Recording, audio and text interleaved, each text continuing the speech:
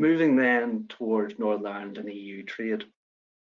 As I said at the top, the Northern Ireland Protocol says that Northern Ireland will be part of the EU for VAT purposes for goods. So to a large extent, these movements should remain unchanged. So as is at the minute, your EC sales list, your interstat returns will be required to affect those movements. Businesses are aware of obviously those returns, that's quite simple returns. And with Northern Ireland following EU VAT rules, there can be potential benefits to Northern Ireland business in regards to some EU VAT simplifications, such as triangulation, call off stock, supply and install. So where you're involved, say triangulation, where there's 3 European jurisdictions and there's 1 movement, the triangulation simplification gets over the fact that you have to register in EU jurisdictions and your customer can account for that VAT.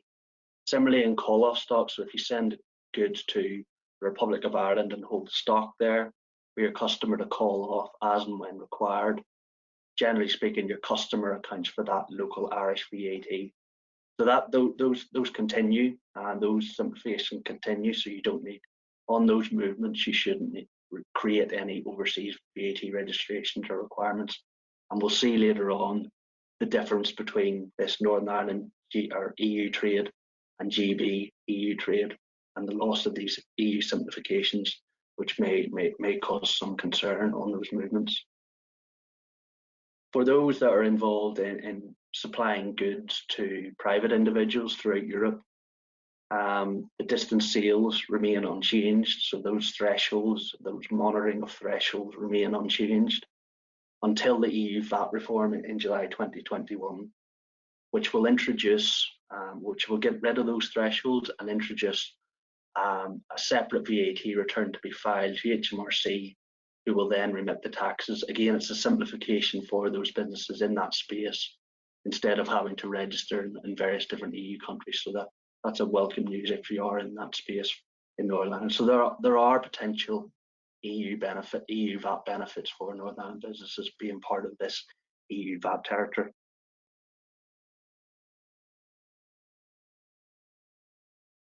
Moving then to movements between GB to EU. So these will be treated as exports in the new way of working in next year. So just as you trade with non-EU countries, these will be the same. So these will be treated as zero-rated exports, subject to then obtaining your official customs declarations proving that the goods have moved out of the UK. So on these movements, you will need to file customs declarations to affect the movement.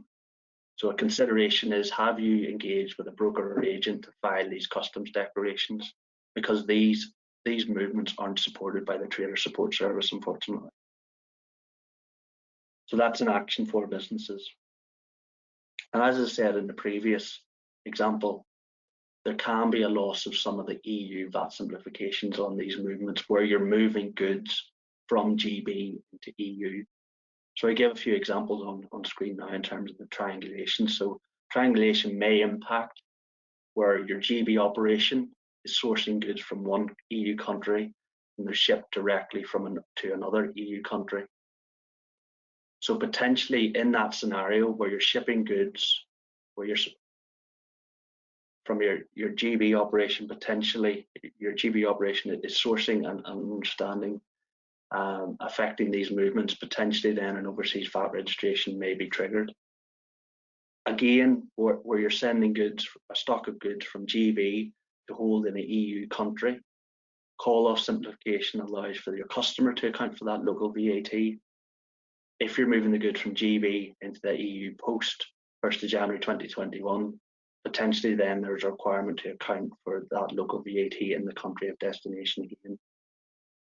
And similarly, if you're involved in the supply of goods and installation, and your goods are originating from GB, potentially again, there is overseas registrations required. So there is a difference between that movement of goods from GB into Europe and Northern Ireland into Europe, with possible overseas registrations required. And where you are in this space of sending goods from GB into Europe, and you're losing some of those EU simplifications. It's important to note that some EU VAT register EU countries require fiscal representation for VAT registrations. So I'm aware of Spain, Portugal, countries like that. Those involved with supplying goods from GB to private customers in Europe, there's no longer distance sales thresholds to monitor.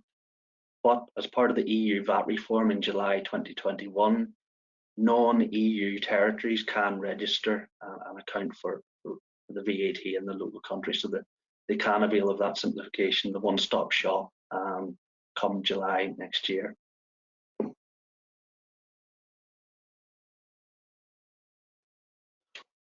Then on the flip side of things, EU to GB. So these will now be treated as imports. Import VAT will be payable through your GB VAT return. HMRC have confirmed that point, allowing for a cash flow benefit, whereas generally speaking, where import VAT is payable, it's payable upon importation into the country. So that's welcome news where you are involved in this space. There is, of course, additional customs duty payable per the UK's new tariff on those movements. But again, it really depends, a lot of this on where movements are treated as imports and exports.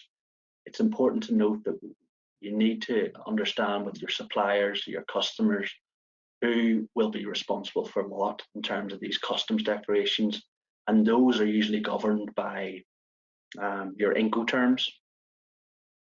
So I'm aware, obviously, if you're involved in the retail space and supplying into retailers, they're generally, large retailers are generally requiring DDP terms in terms of your Incoterms, which means that you're responsible for that customs declarate, clearing those goods in the country of destination where the stores are effectively, and therefore creating potential overseas VAT registration. So where you are involved with imports and exports come next year, please do engage with suppliers, please do engage with customers to understand whose role it is to file these customs declarations.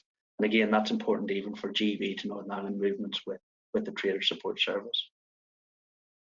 So again, on these movements from EU to GB, the UK has announced a 6-month deferral for getting import declarations in for customs purposes. So again, you will need an agent or a broker. You can invest in the technology yourself to do these movements, but again, it's just about weighing up the price differential and the administrative burden of doing that. Interstat declarations will still be required, subject to the thresholds. The Interstat arrival threshold is currently 1.5 million, so on those movements you will still be required to file your Interstat arrival declarations. And then just a general point on UK private customers receiving low value goods up to £135, there'll be no additional customs duty payable, but the overseas sellers will have to register an account for UK VAT at the point of sale instead of entry into GB.